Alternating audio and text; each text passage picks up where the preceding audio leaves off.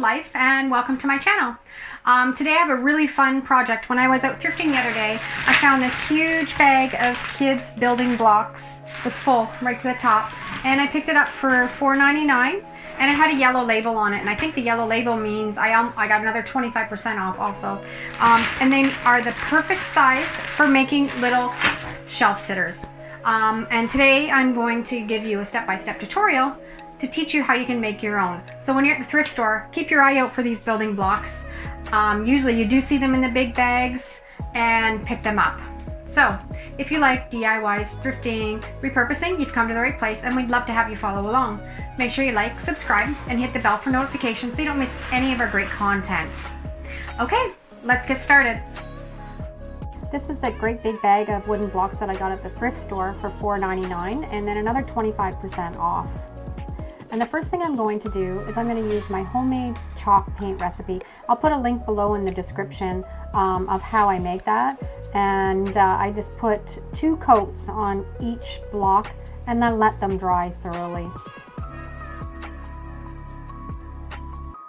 And I've got them all painted. 2 coats of chalk paint, and I just love all the random different sizes and some different colors that we're throwing in there too.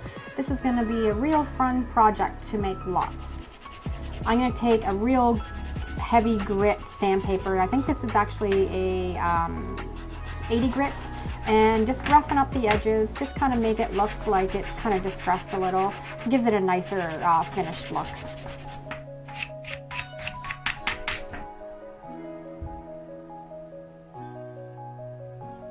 And I've got them all painted. And I love the white against the natural wood look. I think they look really nice. And I'm excited to put some graphics together for them. Okay, and we're all set. This is from DECOR. It's Podge Matte. I had a hard time finding Mod Podge online when all the stores were closed, and I bought this, and actually it works really well. And I've made my graphics on PicMonkey, and make sure to remember to reverse your text. So I make them on PicMonkey, and then I reverse my text, put them into my Word program, and size them up the size that I need them for my project, just on regular computer paper. Put on a light coat of the Mod Podge and press firmly to get all of the air bubbles and all the wrinkles out, and then we're just going to let them sit overnight. The PicMonkey that I use to make my graphics is a paid subscription because I use it every day, but you could also make your graphics in your Word program, and there's other free programs out there that you can use with all kinds of different fonts to choose from. My preference is just PicMonkey because I use it so much. You also want to make sure when you've got your graphics on there that you have them lined up and centered and not crooked. I have had many projects where I didn't take the time and I didn't measure, and then after you let it sit for 24 hours, I rub off the paper and the bloody thing is crooked. So just take your time. And this technique will only work with a LaserJet printer. You won't have the same results with an inkjet printer.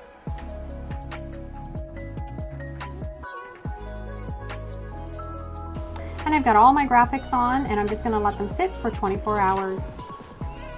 I've let all the graphics sit overnight, and now I'm just going to take a damp cloth and just lightly just dampen the paper just so you can start to see the words show through.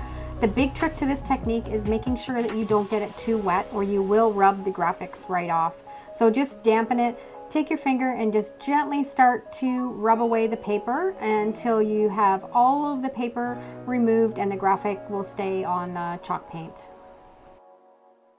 I just love these little shelf sitters. The possibilities are endless for gifts, for yourself, for graduation, birthdays, because you can make any quote, any word, and just make it so it's very custom. I like to finish off all of my projects with this Varathane diamond wood finish. It's water-based, crystal clear, non-yellowing, and I just love the finish that it gives all of my projects.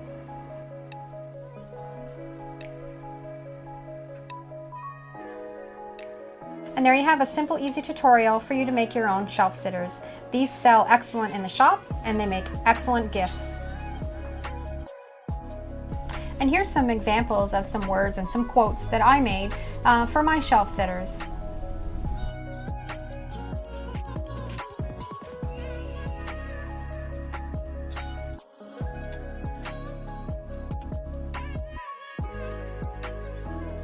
I hope you enjoyed the tutorial today, and I'd love for you to like, subscribe, and follow along. And don't forget to hit the bell for notifications so you don't miss any great content. Have a great day!